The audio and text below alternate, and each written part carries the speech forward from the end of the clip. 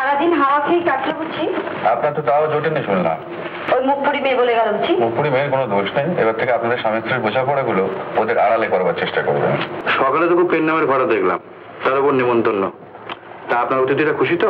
আমার বাড়িতে তোমার লজ্জা কিসের? এসো।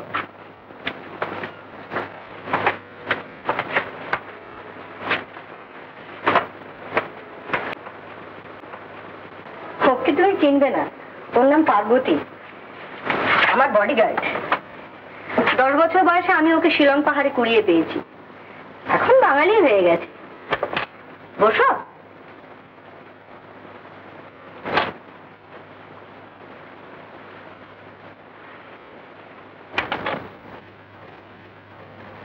তারপর এখানে আছো কোথায়?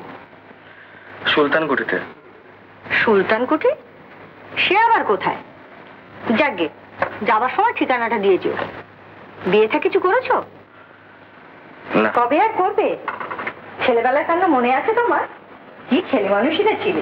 1 বছরের মধ্যে যখন বিধবা হয়ে ফিরলাম, ছেলের কি আনন্দ ভাবলে চারু দিয়ে এবার ওনার বউ। যাক, মা তো নেই, দেখাশোনা কে করে? মিজি, অর্থাৎ বাংধুলে হয়ে ঘুরে বেড়াচ্ছ। আমাকে কিছু খেতে দিতে পারো? ছি ছি, দেখেছো?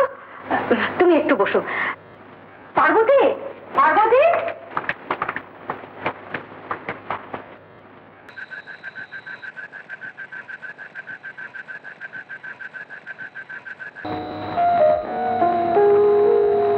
ছেলেবেলার কান্না মনে আছে তোমার? কি ছেলে মানুষই না ছিল। 8 বছরের ছেলে 16 বছরের চারুদিকে বিয়ে করবার জন্য খেপে উঠেছিলে, মনে পড়ে? শুধু কি জানি, 1 বছরের মধ্যে যখন বিধবা হয়ে ফিরলাম, ছেলের কি আনন্দ ভাবলে চারু দিয়ে এবার ওনার বউ। বিধবা চারুদি তার বড় লোক শ্বশুর বাড়ি চলে গেল। প্রায় 10 বছর পর আবার তাকে পেলাম কলকাতার কলেজে পড়তে এসে। ততদিনে চারুদি অনেক বদলে গেছে।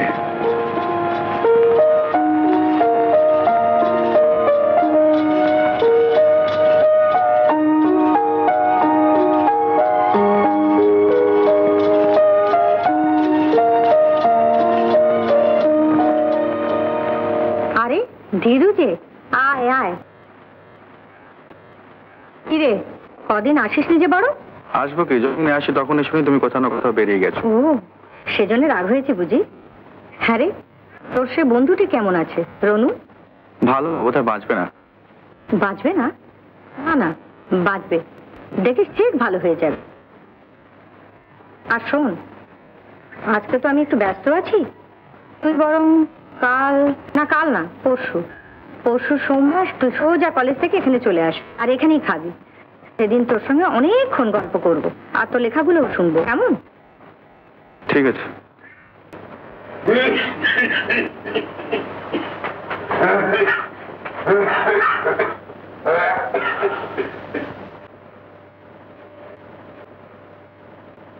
কার ধ্যান হচ্ছে?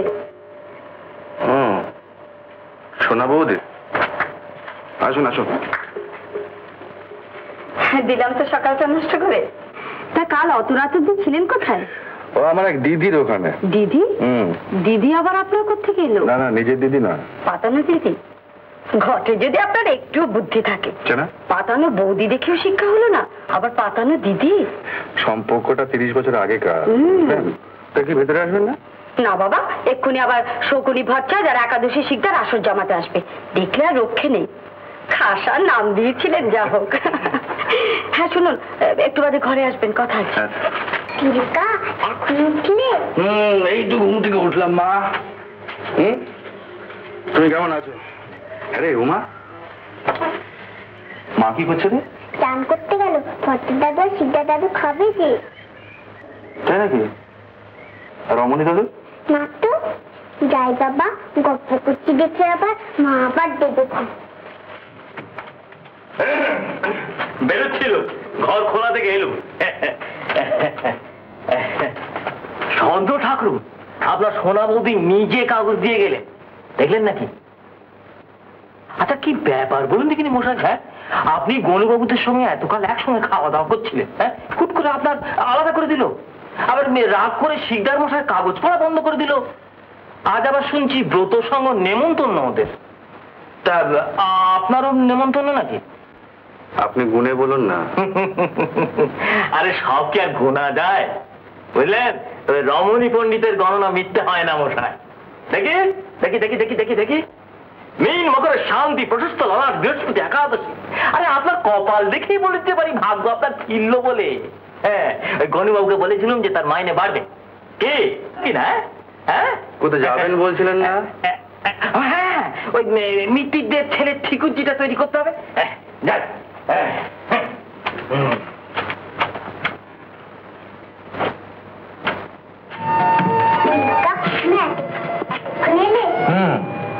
কেন রে? তুমি খেতে এলে না, তাই মাও খেলে না। বাবা মাকে কত বকলো, আজ কত রান্না হয়েছিল জানো? সারাদিন হাওয়া খেয়ে কাটলো বুঝছি। আপনার তো তাও জোটেনি শুনলাম। ওই মুখপুরি মেয়ে বলে গেল বুঝছি। মুখপুরি মেয়ের কোনো দোষ নেই। এবার থেকে আপনাদের স্বামী স্ত্রীর বোঝাপড়াগুলো ওদের আড়ালে করবার চেষ্টা করবেন। ধমক তো পুরোপুরি আছে দেখছি। তো দয়া করে হাত মুখ ধুয়ে আসবেন, তা খাবারগুলো ড্রেনে ফেলে দিয়ে নিশ্চিন্ত হবে। ধরুন।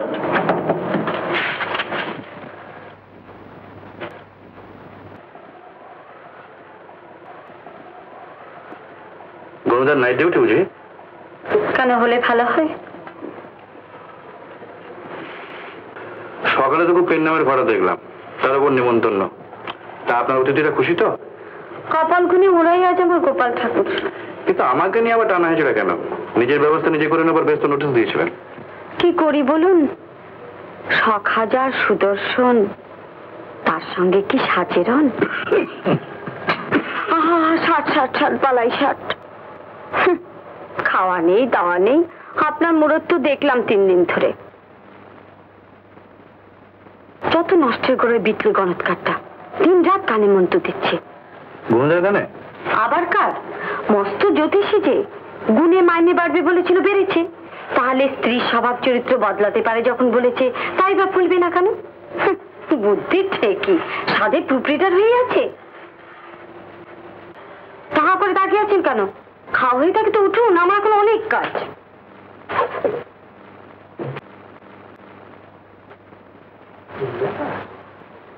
উত্তম কুমারের সেরা সিনেমা দেখতে হলে ডাউনলোড করুন ক্লিক অ্যাপ।